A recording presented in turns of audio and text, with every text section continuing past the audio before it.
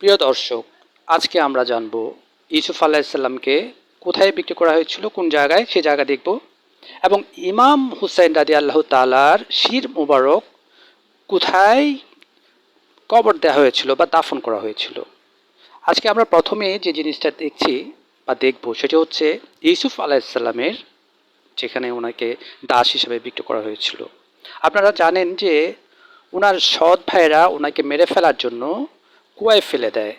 তখন কুয়া থেকে এক বণিক কাফেলা ওনাকে নিয়ে যান এক জায়গায় বিক্রি করার জন্য। এই যে যে বাজারটা দেখতে পাচ্ছেন, ঠিক এই বাজারেই ওনাকে বিক্রি করেন দাস হিসাবে। আর এই যে বাজারটি, এটি প্রায় 4000 বছর আগের বাজার। এখানে তখন অন্যরকম ছিল, এখন আধুনিক হয়ে যাওয়াতে বাজারটা অন্যরকম দেখাচ্ছে। ঠিক 4000 বছর আগে এখানে দাস কেনা বেচা হতো। ঠিক এখানেই ইউসুফ আলাইসাল্লামকে দাস হিসাবে বিক্রি করেন এবং যে কিনে নেন তার নাম ছিল আজিজে মিশর এবং ওনার স্ত্রীর নাম ছিল জুলেখা।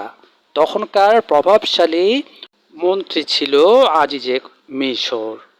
বন্ধুগণ, আমরা তারপর যেটি দেখব যে আমাদের প্রিয় নবী হজরত মোহাম্মদ সাল্লাল্লাহু আলাইহি সাল্লামের প্রিয় নাতি, আমাদের জান্নাতের সর্দার ইমাম হুসাইন রাদি আল্লাহ তাআলার শির মুবারক কোথায় দাফন করা হয়েছে।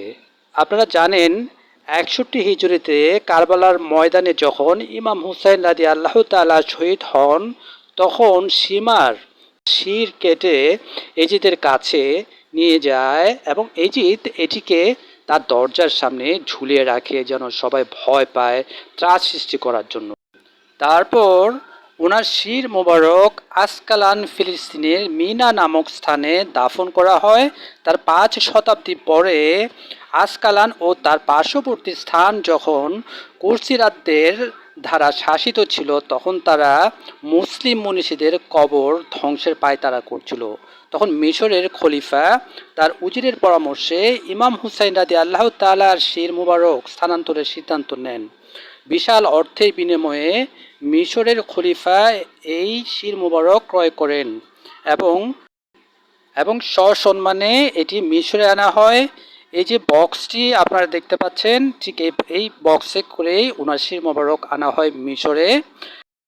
ওনার শির মুবারক আল হুসাইনি এলাকায় দাফন করা হয় এবং যাকে মিশরের জাতীয় মসজিদ হিসেবে বিবেচনা করা হয়। প্রিয় বন্ধুরা, কত দুঃখময় একটি ব্যাপার। দেখেন, আমাদের প্রিয় নবী হজরত মুহাম্মদ সাল্লাল্লাহু আলাইহি সাল্লাম কত ভালোবাসতেন ওনার নাতি ইমাম হুসাইন রাদি আল্লাহ তাআলা।